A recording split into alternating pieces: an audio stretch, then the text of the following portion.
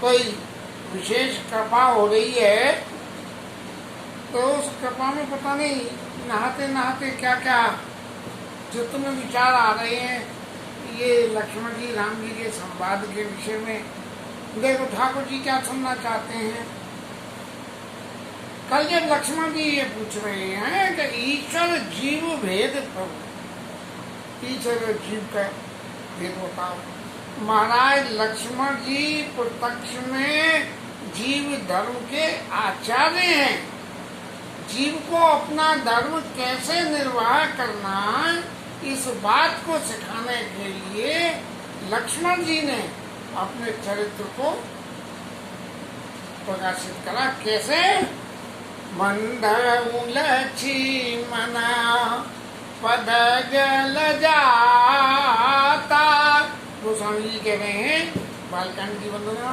और शीतल सुभग भगत सुख दाता, भक्तों को सुख देने वाला है, शीतल है और सुभग माने बुरा भी है और सुंदर भी है, दोनों ही बात है। और फिर गुण क्या है?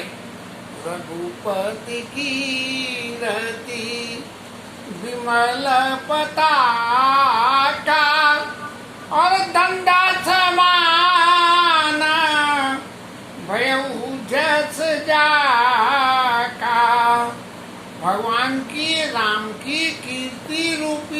मैया को लहराने के लिए, जिसका यश झंडे के समान है।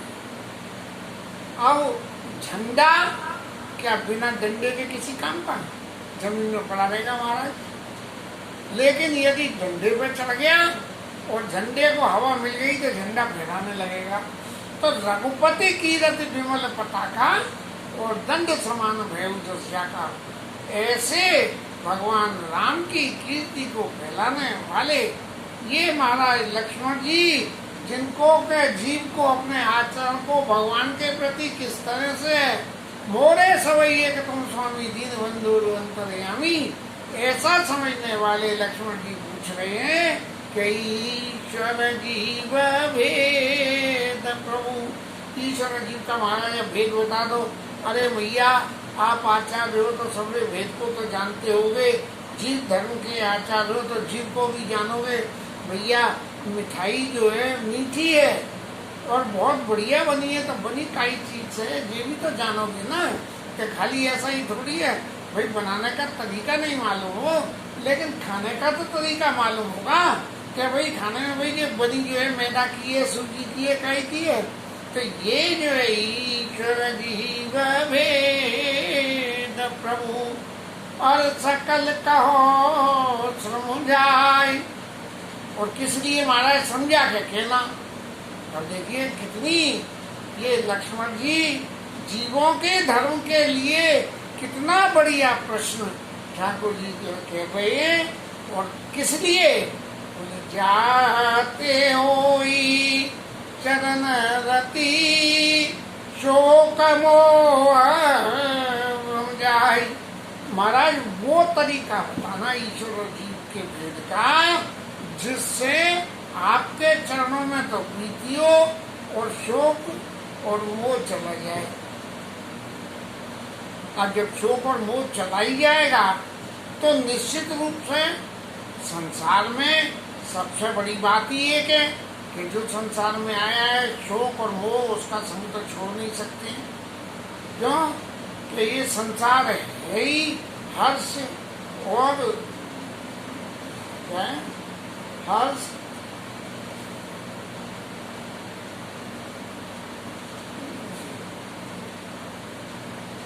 विस्मय हर्ष रहित लग रहा हूँ, तुम जानो लग। इस संसार के विस्मय से जो आश्चर्य है और संसार में जो हर्ष है, इन सबसे रहित भगवान है।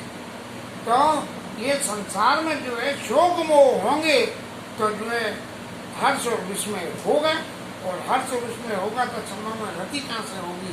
इसलिए महाराज ये शोक मोह ऐसे मिटे कि आ जाते हो ही चरण रति और शोक मोह भ्रम जाए।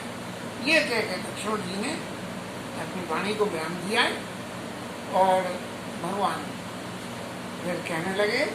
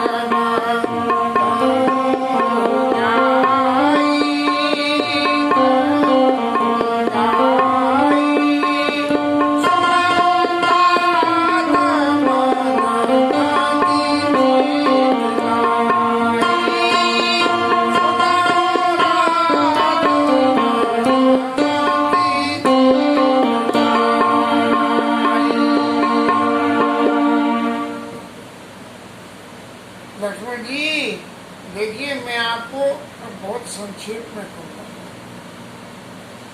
हमारा संक्षेप में क्यों कहूँगा?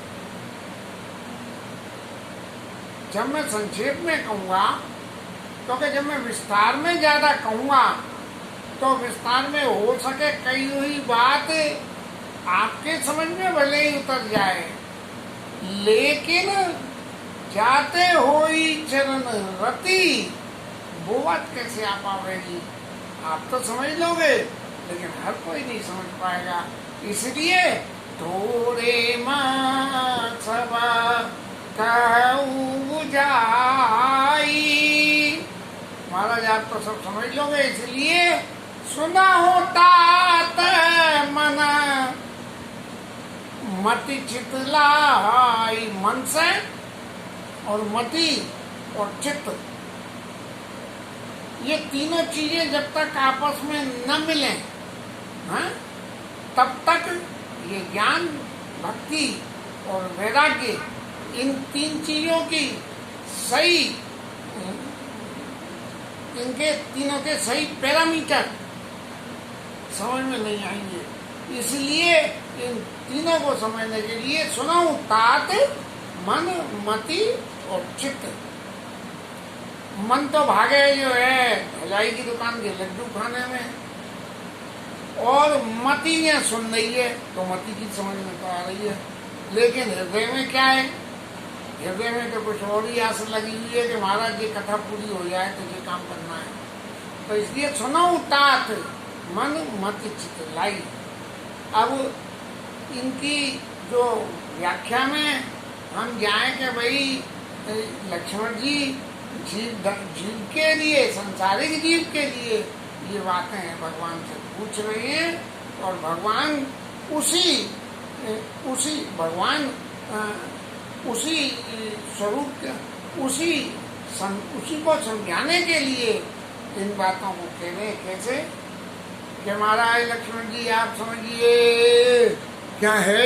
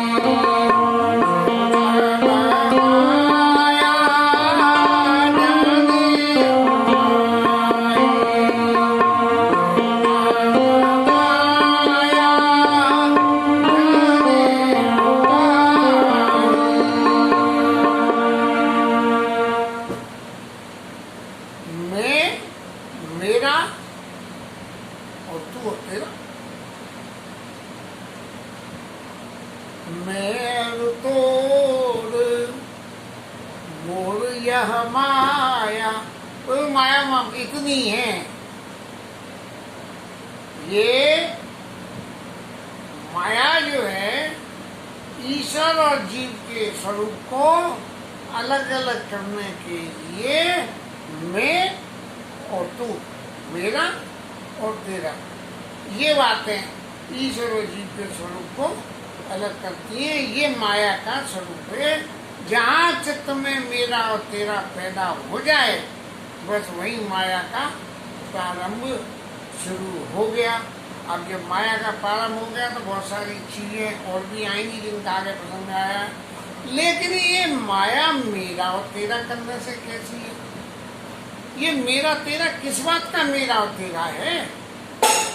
क्या भाई मेरे पास जो पैसा है वो मेरा तेरा है, या मेरे पास कपड़े हैं वो, या तेरे पास घर मकान है वो? ये मेरा तेरा किस चीज का मेरा तेरा? तो गोचर जा, इस संसार प्रकृति में और इंद्रियों की पहुंच में गोचर जा, लगी मन जाई जहां तक मन की दौड़, इस पूरी सृष्टि में, पूरे संसार में, इस पूरी इंद्रियों की पहुंच में जहां तक मन चला जावे, बस सो सब माया जाने उभाई।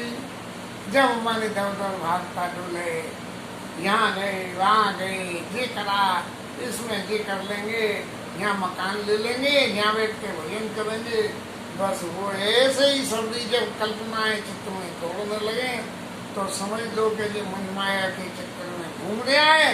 और यदि माया के चक्कर में मन न घूमे तो एक ही जगह पर बैठो और भजन करो, और जब वो भजन करोगे तब माया का प्रभाव नहीं होगा। इसलिए गो गोचर जहाँ लगी मन जाई, जहाँ तक मन चला जाए। अब मन की तो कोई पहुंचे नहीं, मन तक घोड़ा तो सबसे तेज दौड़े, क्षण में लंदन चला जावे और क्षण में वृंदावन आ जावे। एक में तो लंदन में जाते जाते पता लगी कि वृंदावन में अरे आज तो तीजे, तो पता लगा कि प्रेमी भगत तो वहीं बैठे बैठे लंदन में बैठ के बिहारी जी महाराज के दर्शन कर ले। तो ये जो है गो गोचर जहाँ लगी मन जाई सो माया जाने हुआ। ये माया जितना आप पहचान लो कि मन जहाँ भी दौड़ रहा है वो माया है। लेकिन माया की परिभाषा में माया क्या क्या करती है, अब जी और समझ लो। माया दो प्रकार की होती है। कैसी? एक दुष्ट अति सय दुख रूपा, जावस जीव पराभव कूपा। वो जो एक माया है दो स्वरूप में, एक स्वरूप वो है जो दुष्ट है। दुष्ट में क्या है कि यदि उस दुष्ट माया के वशीभूत हो जाए, मैं और मेरा तेरा लगा के मेरा तेरा में ही रह जाए, तो वो जो स्वरूप है एक दुष्ट से रूपा और या बस जीव पड़ा भक्तूपा, और उसी दुष्ट माया के वशीभूत होकर ये जीव जो है इस संसार सागर में पड़ा रहता है। अच्छा, अब क्या है? ये तो रही माया का एक हिस्सा। अब माया का दूसरा हिस्सा, दूसरा पार्ट क्या है? एक रचई जगह। दूसरी माया क्या है संसार में? एक तो संसार से विनाश करा रही है, तो संसार के बंधन में फड़ के तो इधर से उधर, उधर से इधर, जब तक कोई चीज बिगड़ेगी नहीं, जब तक नई कैसे बनेगी। तो यावत जीव पड़ा वकूफा, तो एक की स्थिति तक है। एक रचई जगह गुण बस या के, ये उसका सहज गुण है कि माया संसार की सृष्टि करती है। कोई कहे कि मैं माया से बच जाऊं और इस संसार में रह लूं तो वो असंभव है। इसलिए माया से बचने के लिए मायापति का ध्यान करना पड़ेगा और दुष्ट माया से बचना पड़ेगा। मैं मेरा तू तेरा करने से बचना ही पड़ेगा। एक दुष्ट अति सय दुख रूपा, यावत जीव पराभव कूपा। एक रचई जगह गुण बसया के, प्रभु प्रेरित नाई निज बलता के। प्रभु प्रेरित नहीं निज बलता के। और दूसरी जो है वो संसार की सृष्टि करती है। ये उसका गुण है कि संसार की सृष्टि करना है। लेकिन संसार की सृष्टि करने के लिए उसे क्या करना पड़ता है? बोले अपने गुण का कोई इस्तेमाल नहीं करना। एक रचई जगह रचना तो करती है, लेकिन उसे कुछ नहीं करना होता। माया को करता कौन है? प्रभु प्रेरित नहीं निज बलता के। अपना उसका कोई बल नहीं है। जब बड़ा सेठ जो है पैसा दे दे तो कैश काउंटर पर बैठा हुआ मुनीम जो है जिनको पैसा देना है उन्हें दे दे। तो एक रचई जग गुणों से जाके और प्रभु प्रेरित नहीं निज बलता के, उसमें अपना एक भी बल नहीं होता है, और भगवान जैसी प्रेरणा देते हैं उस प्रेरणा के हिसाब से वो जो दूसरी माया है, माया का दूसरा स्वरूप जो संसार की सृष्टि करता है, वो भगवान से ही गवर्न होता है। भगवान जो कहते हैं वो करता है। अब सवाल एक और ये खड़ा हुआ कि भगवान की माया के दोनों स्वरूप में जब हैं, तो भगवान ने इन दोनों स्वरूप में संसार में मारा छोड़ा काय के लिए? किस लिए छोड़ा संसार?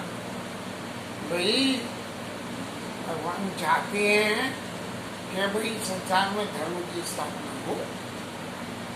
धर्म की स्थापना के लिए सद्गुण है, उन्हें छोड़ते, बोले दुर्गुण कैसे चाहे तो छोड़े। अब क्राइटेरिया ये बन के आता है कि जब तक खोटा पैसा न हो तब तक अच्छे पैसे की कैसे पहचान हो। इसलिए खोटे, भाई आपने जेब में पैसा रखा है, नोट असली है चाहे नकली है, बाजार में लेके जाओगे, चीज ले आओगे तो पता ही नहीं लगेगी। लेकिन एक दिन नकली नोट आ गया तो उसी दिन से पता लगनी शुरू हो जाएगी, किसी से भी लोगे तो दे। तो ये जो भगवान की क्या कहते हैं, सात्विकी माया, सात्विकी माया जो है वो भगवान की प्रेरणा से रचना करती है। और सात्विकी माया के, वैष्णवी माया के समय भगवान ने जो दुष्ट रूप में, क्या नाम याद नहीं आ रहा मेरे को, तो वो जो है उस माया की भी सृष्टि करी कि ये सात्विकी वैष्णवी माया के स्वरूप को लोग अच्छी तरह समझ सके। अब माया के प्रभाव को समझने के लिए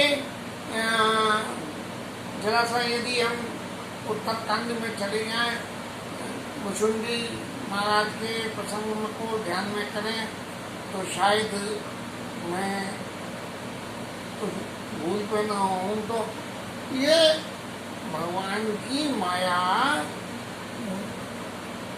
ये पूरे जीव मात्र को भगवान की माया घुमाती है। अब घुमाने का कारण उसका प्रारंभ है। भगवान कहते हैं कि मैंने अखिल विश्व या मोर उपाया, सब पर मोर बराबर दाया, और तिनमें जो परिहर मत माया, भजई मोह मन बच अरु काया। और पुरुष नपुंसक नारीवा, जीव चराचर कोई, सर्व भाव भज कपट तजी मोई प्रवृत्ति। अब भगवान ने रचना करके और सबसे कह दी कि भैया जाओ और जाके जो है भजन करो। तो बहुत से लोग भजन करने चल दिए। ब्रह्मा जी ने जब देखा कमल से पैदा होके कि मैं काम कुछ पता नहीं पड़ा उन्हें, तो कानों में उनकी आवाज आई कि तप तप तप। तो लग गए महाराज तप करने में, और तप करके जो है सृष्टि की संरचना का काम भगवान ने सौंप दिया। ऐसे ही भगवान ने जब सृष्टि करके संसार में सबको आदेश दिया, तो आदेश देने पे सबने अलग अलग अपने आदेशों के अर्थ ले लिए। अब जिसने तपस्या करी, राक्षसों ने तपस्या करी, और तपस्या करके वरदान मांग के उस तपस्या के फल को पूरा करके और ऐसे ऐसे वरदान मांग लिए कि भगवान के चैत्र को प्रकट होने में ही दिक्कत हो, तब भगवान को साक्षात प्रत्यक्ष रूप से अवतार लेके आना पड़ा। ऐसी परिस्थितियों को देखते हुए भगवान ने जो जीव को कर्म प्रारब्ध के वश में करने के बाद उनको जो उपदेश करा, उस उपदेश को जिसने माना वो तो सात्विकी माया में आ गए, और जो नहीं माया वो तामसी माया के चक्कर में आ गए। लेकिन चक्कर दोनों माया के चक्कर में दोनों को बड़ा, एक ही रचई जगह गुण बसिया के, प्रभु प्रेरित नहीं निज भलता के। अब उसके गुण तो नहीं है, लेकिन उस माया का आसरा कैसे मिले महाराज?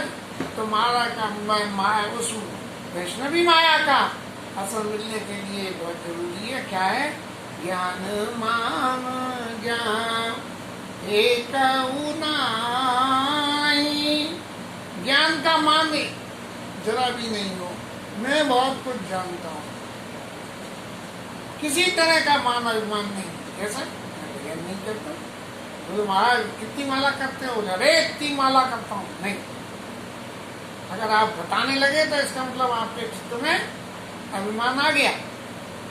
और कह दीजिए भैया जो हो जाता है सो करता हूँ, तो वो अभिमान में नहीं है। तो ज्ञान मान जहाँ एक नाई, और देख ब्रह्मा समान सब माई। सारी सृष्टि में ब्रह्म के दर्शन करो। अब नारद बाबा के पास कोई आया, बोले महाराज बड़ा परेशान हूँ, तो हमने उसे भी बता दी रास्ता। तो भला आदमी आया, बोले महाराज भजन करने की रास्ता बता दो, तो उसे भी बता दीजिएगा। भजन करने जा रहे हैं धुन महाराज, तो उन्हें रास्ता बता दी। ऐसे ही और ब्रह्मा विष्णु महेश जिसने तप करा, भगवान के पास आए, जो मांगा सो दे दिया।